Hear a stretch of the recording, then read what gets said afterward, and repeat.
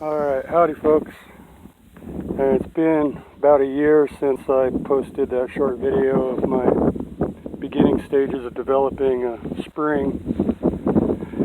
And I've successfully done that now in a different location where I had more slope. And I have a working ram pump. It's been working for about 5 months now, non-stop. Hasn't stopped whatsoever. So I'll show you a little bit here. Maybe you get some ideas. Mine's kind of a rough setup, but you might get some ideas on what might work for you and your place. As you can see, this is a well-grown over hill bank here. And I dug out these little dams here. I dug them about 2 foot down, and then I took an ice auger, of all things, and I bored back into the hole at about a 35-degree angle with the ice auger, and I made it about 4 foot in, and I did that on each hole just to tap into the clay and encourage more water to come through there. And I backfilled them with rock. I still need to fill this one in with rock. You can see my 1-inch piping in there has holes bored in the sides, and another one here that I gotta finish covering these up. But the process of getting the whole thing to work took me a while, so I wasn't getting too crazy on finishing things until I knew this thing was going to work. And you can see I ended up doing 4 of these. And that's because last year I didn't have as much water and I was really struggling to keep the ram pump running because my water level just wasn't keeping up. Now I just have lots and lots of water. And it's been running, like I said, 5 months steady. You see most of the pipe, I've buried it. Follow this 1-inch pipe down. See, I had a standpipe in. That was back when I was struggling with having enough water. I really don't need the standpipe now because what I ended up doing, you come down here, I dug in the ground and got a trash can here. A cheap one picked up at Walmart. And designed it. You can see I want to drop my phone in there. My 1-inch pipes in there all full of holes. You see my water level. Normally my water level comes clear over this lid, but about a month ago, you can see down in here, some cows got in here and they stepped on my line and they broke the bottom of my trash can here.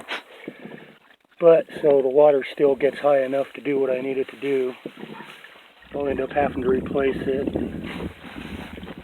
Just one of those things when cows get around.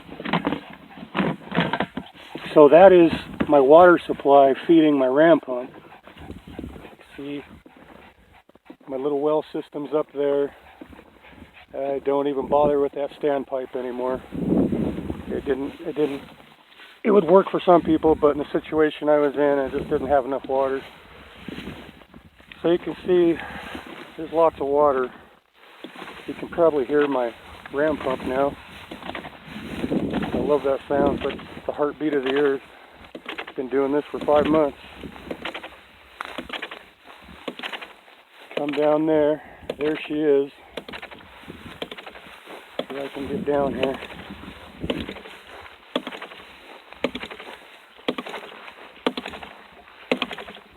So I got my 1-inch line going in.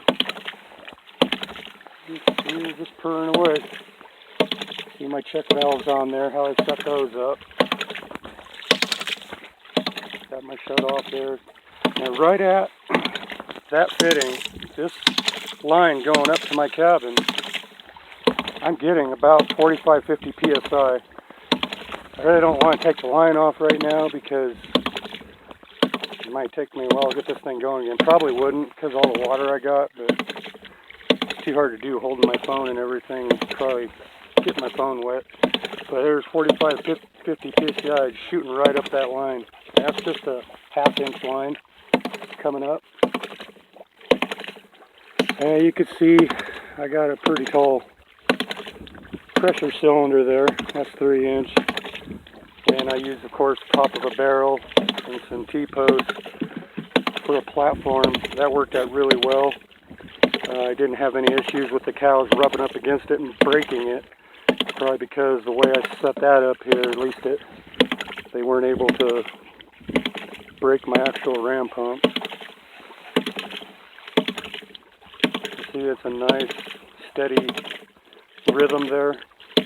When I first started setting this up, I did not have that steady rhythm. It was doing hiccups where it was double flapping and lots of air bubbles and whatnot. But once I got her going, like I said, it's just been going and going. And give you an idea how far I'm pushing this water. Go up here, get up on the hill.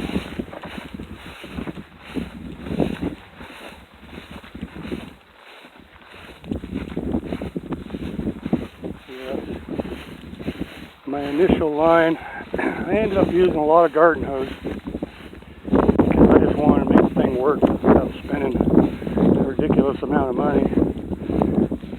Now that I got it going, in the future I'll come back and probably put in some heavier line of some kind. Maybe I'll put PVC.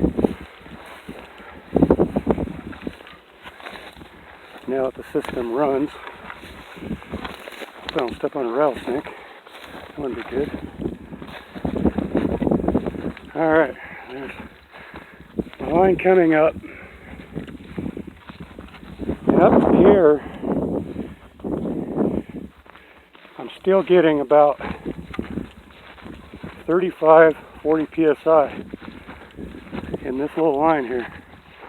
You can see we've climbed up the hill a ways.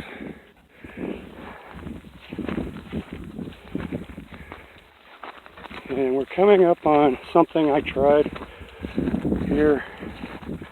I put in this pressure tank.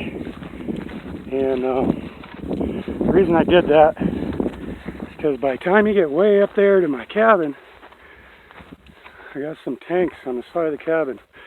There's plastic cisterns. I'm filling those with water. And it's almost a half mile from my ram pump to my cisterns, and so by the time I get up there, I just got a slow trickle. It's a steady slow trickle. I'd say it's probably maybe a half gallon every 3 minutes, but it never stops. It just keeps flowing. So I put this tank in and I messed with the pressure. You know, there's no water in the tank, it's just pressure. I tried a lower pressure and let the tank fill with water, and it made no difference up there. And then now I've gotten to the point where I've got like 40 psi in there, empty tank, but still made no difference. So that was an experiment. I'll probably end up taking that out of the system. I was just hoping it would improve my pressure up above. But as of right here, right at this tank, I'm still sitting at about 35 psi. It's just that by the time I get way up there, it drops down considerably. It doesn't stop, it slows down quite a bit. But I'm tickled that I at least have that steady little trickle. It just goes 24/7. So I'll pause this here and I'll hike up there and then show you what I got coming out at the final source where I deliver this water to.